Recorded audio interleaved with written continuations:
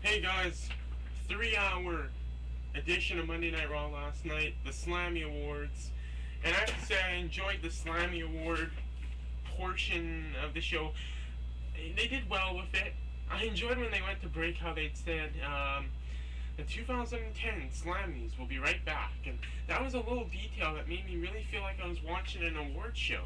But I really would have liked to see it be like a 1 hour special on NBC or something on a Saturday night. But nevertheless, they did it good.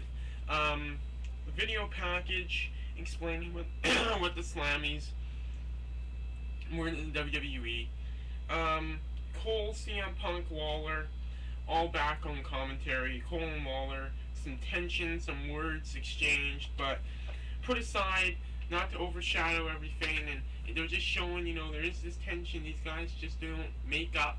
There is going to be this tension, but they're not going to let it overshadow everything else. And the first award would be Shocker of the Year, presented by David Arquette. And I don't even know why they brought David Arquette onto the show. David Arquette, for many of you don't know, David Arquette's ex-wife is Courtney Cox, who played, what was her character? Monica on Friends.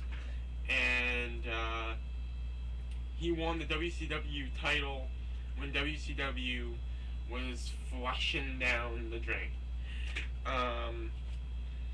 Nexus would win the Shocker of the Year for their attack on Cena when they debuted. Wade would accept. He would address the question. Well, he would say the question or the decision he needs to make tonight. He would mention, he needs to rehire Cena or be excommunicated from Nexus, the group he formed, the group that would not be here without him. And he said his decision would be made before the end of the night. Then we'd have Big Show versus Wade Barrett. Show dominates Barrett, who leaves with his Slammy and gets counted out. Kelly and Tyson Kidd. Tyson Kidd would take some time to introduce the very tall man with him, who would be Jackson Andrews, his bodyguard, looking like the next Diesel, next Kevin Nash, next Big Kev. This guy. Kelly and Tyson Kidd would exchange some shots, I guess you could say, some burns.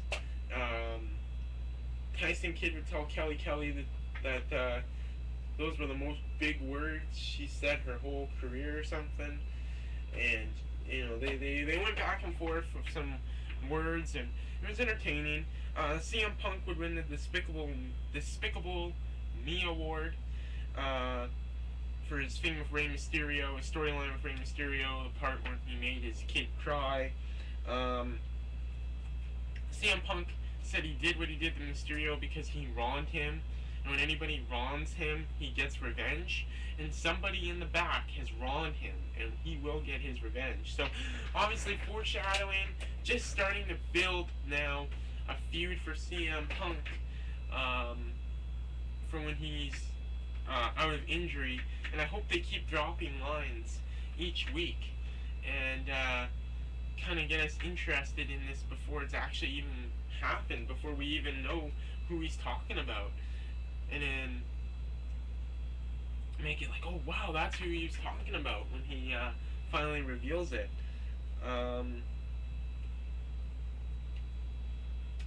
Then our next match would be Daniel Bryan and Kofi Kingston against DiBiase and Ziggler. I've seen Daniel Bryan versus DiBiase on Monday Night Raw in so many different ways. Single match, King of the Ring tournament match, mixed tag team match, 10 freaking times. And obviously these are their mid-card guys that they have no idea what they're doing with. And I guess, I don't know, who knows, maybe they're just waiting until the new year to start writing stuff. But I'm tired of seeing Daniel Bryan against DiBiase. Daniel Bryan is a great wrestler, but it's like watching the same episode of a TV show over and over and over. You want something new. You want a new episode. You want a new story. You want a new plot. You want a new thing. And I just don't want to see Daniel Bryan and DiBiase anymore. Next would be the guest star shining moment of the year. Pee Wee would win. Yay, Pee Wee! He would be on the Titantron in like a pre-recorded thing, thanking everyone for the award. We'd have a Nexus altercation. Otunga would say, and Otunga was like had that leader presence. Everyone was behind Otunga, and Otunga's like, "What are you gonna do?" And points out how the Big Show also not promising to a singles career if Barrett was to go on his own. And Barrett smirks and says he knows what he is going to do. And then we'd have Rhodes versus Mark Henry. Okay, nothing special. And then we'd have the holy, move of the year.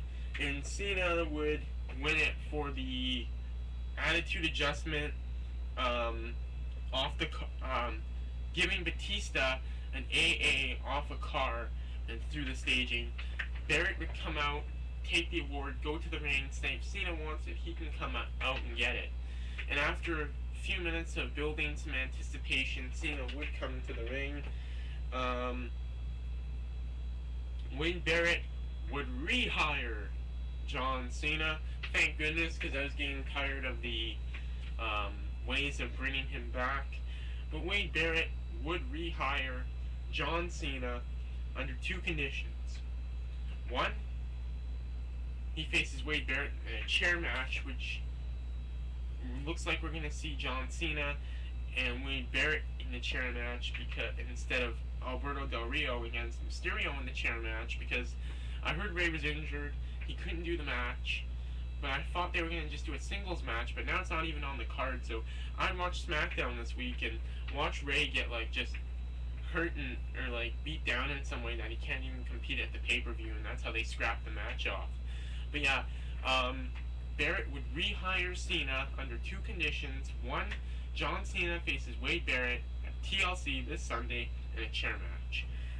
The other one would face David Otunga later tonight. Then Wade Barrett would say, "Now I'm going to show you why I rehired you." All the Nexus would get in the ring, beat Cena down. Barrett would take him down hit him with a couple of chair shots, and there you go. Nexus is back on top. Woo! We are one, eh? I like the Nexus, and yeah, I'm glad to see Nexus back on top. Then for me, I'd have some technical difficulties. I'd have a green screen for a few minutes. When the station would come back, it'd be the WWE Universe fan reaction moment of the year. The Miz girl would win. You know that girl who was like, when the Miz won the WWE title, they actually had her on the show. I don't know how they got a hold of her, who found out who she was, but she came out. Miz would come out then in the middle of her thanking her dad and her sisters, and he'd take the Slammy from her and say he's going to put it in a safe place. He would ask her to do that look, and afterwards she would pretty much leave, and Miz would come down the ramp. And by the way, for this WWE Universe fan reaction moment of the year, David Arquette would present the award again. Yeah, so anyways, Miz, Alex Riley, and David Arquette would all come down to the ring. He'd talk his crap, how he's going to beat Orton and everything, and the GM would say Orton and Miz are going to face former champions. And next, we'd have Miz versus the former World's Heavyweight Champion, Rey Mysterio. And I just don't know why David Arquette's there. Alberto Del Rio would distract Ray. He'd come out and do a distraction, I guess to build their match, but I didn't see it on the card when they showed it, so I don't know. I hated all the distractions, and later tonight we were going to have Orton versus Alex Riley and David Arquette, and again, why is David Arquette here? Fine, he can be an awards presenter. Fine, he can be a guest host. but don't put him in an actual wrestling match as he's some great former champion. He's nothing. Yeah, we all dream of holding a title, one day being wrestlers and getting to hold that belt.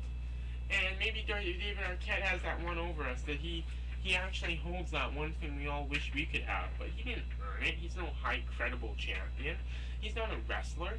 He was a goof who they gave the title to when WCW was going down the drain. Then we'd have the oh snap meltdown moment of the year.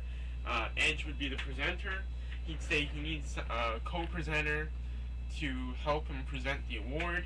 He'd bring out Christian. Edge would win for destroying the Raw GM computer. Christian would have his phone and it would be making the bloop bloop bloop, the GM noise. And then it was funny how they ended it. Christian would sound it on his phone one more time and be like bloop bloop bloop, and Edge would be like, and I quote, Michael Cole will always be a massive tool. And I like the little ENC action there. Sheamus versus Morrison, double count out. You know what? If you want to have these two face at the pay-per-view, why waste our time with like two minutes? Why don't you just make the match? But they'd have Sheamus and Morrison come out. They'd have them brawl before the ref could ring the bell. So there'd be like no order. The ref would say it's a double disqualification. And we'd find out from the GM that at the pay-per-view, it's going to be John Morrison versus Sheamus in a number one contenders ladder match. The person who grabs the contract will be the number one contender for the WWE title. Sheamus would throw Morrison over the top rope and into a ladder. I like that Sheamus is coming down in the King stuff. They're playing the King gimmick. And, of course, they could build to a feud with the King of Kings, Triple H. Knucklehead moment of the year. Lay Cool for the Mae Young thing. Divas Battle Royal to determine the Diva of the Year. Michelle McCool would win that. And then I'm really impressed with this. WWE is trying to keep up with TNA's knockouts. At the pay-per-view, the first ever Divas Tag Team Tables match. Beth Phoenix and Natalya against Lay Cool. Let's see how they do this. It's going to be interesting. Swagger versus Edge. Best match so far. They worked well together. And, like, I can't critique the moves or anything. All I can say is that the other matches, I wasn't entertained. This match, I was entertained. Moment of the year, Streak versus Career, HBK versus Taker at WrestleMania. HBK versus Taker, WrestleMania 26. We'd have a pre-recorded segment from HBK, nice to see. Orton versus Arquette and Alex Riley. Orton would RKO Riley and put Arquette through the table. Once again, Orton being on top between him and Miz, having the upper hand, being the one standing tall. And it looks like, for some reason, for having Orton being the guy standing tall the last 2 weeks, I think Miz is retaining the WWE Championship. Then we'd have a stupid award presented by Cole, the and I quote line of the year. Cole would win it. His speech would be cut off. He would complain how he hates how he's treated. Then we'd have Superstar of the Year, which John Cena would win. Otunga then would come out with Nexus after Cena would be in the ring. He'd high-five all the guys but Barrett. They'd stare at each other. And Otunga goes down the ramp. Nexus then turns their back on him, much like Barrett last week, one by one. Each member of the Nexus would leave, including Wade Barrett, leaving David Otunga on his own. Otunga would be beat fast. It was a quick match. Cena would beat him with the STF. Otunga would tap. And Cena would beat down Otunga with a chair as Wade Barrett just laughed as he saw David Otunga, the rebel of the group, get kind of a lesson taught to him. He just stood there and smiled as Otunga screamed for help. Cena would just beat him down with the chair. Anyways, I'll have a TLC review up Monday. It's going to be a good pay-per-view, and we'll catch you later. Peace.